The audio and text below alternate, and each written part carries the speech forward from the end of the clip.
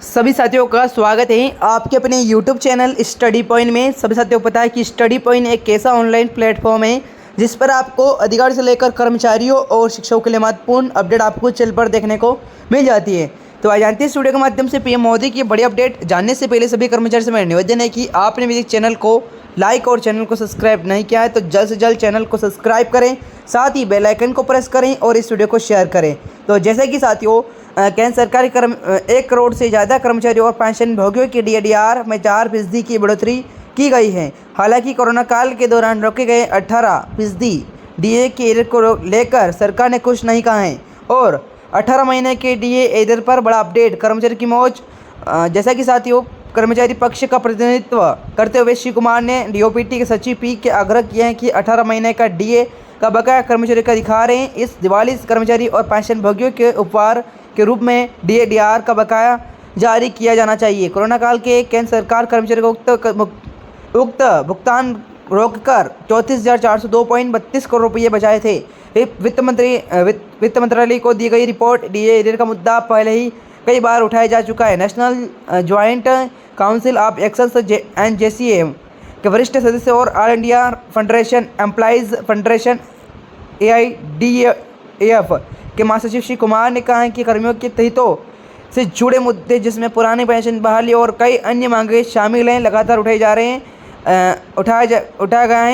हैं और साथ साथ इन सबके साथ ही कोरोना काल के रोके गए 18 महीने के DAR के भुगतान की लड़ाई भी जारी है। कैबिनेट सचिव को 18 महीने के DA बकाया भुगतान की staff site national council JCM द्वारा पहले ही लिखा जा चुका है। इस संबंध में वित्त मंत्रालय को एक रिपोर्ट भी दी गई। केंद्र सरकार सुप्रीम कोर्ट के फैसले का भी हवाला दिया है।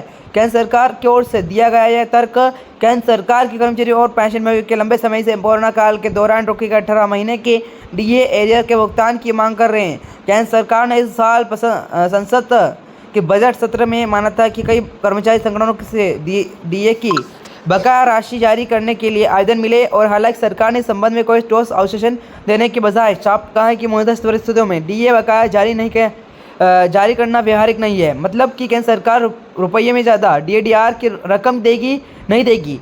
और अपने कर्मचारियों को 34,000 करोड़ रुपये वित्त राज्य मंत्री पंकज चौधरी ने कहा था कि केंद्र सरकार का राजकोषीय घाटा अभी भी FRBA अधिनियम में दिखाए गए स्तर से 2 गुने से अधिक चल रहा है और ऐसे में DAR का बकाया भुगतान करना संभव नहीं है। श्री कुमार बताते हैं कि सुप्रीम कोर्ट ने फैसला किया था कि ऐसे मामलों में कर्मचारी को 6% ब्याज के साथ रकम चुकानी होगी। कोरोना काल में रोका था DA भुगतान। केंद्र सरकार कोरोना काल में जनवरी 2020 से जून 21 तक का 18 महीने का महंगा भत्ता और महंगा राहत 3 किस्तें रोक दी गई थी। उस वक्त सरकार ने कहा था कि आर्थिक स्थिति में अच्छी नहीं है। राष्ट्रीय मंत्रिपरिषद JCM सचिव श्री गोपाल मिश्रा के तक कैबिनेट सचिव के साथ ही बैठक में यह मुद्दा उठाया था कि कर्मियों को उम्मीद थी कि उन्हें बकाया राशि मिल जाएगी। पिछले बजट सत्र के केंद्र सरकार ने इस मांग को पूरी तरह खारिज कर दिया था। श्री कुमार के मुताबिक सरकार अपना दिमाग खा चुके हैं और 2020 में शुरुआत में केंद्र के कोविड-19 के बहाने सरकारी कर्मचारियों पेंशन भोगियों की DAR पर रोक लगा दी थी। उस समय केंद्र सरकार कर्मचारियों 11% DA भुगतान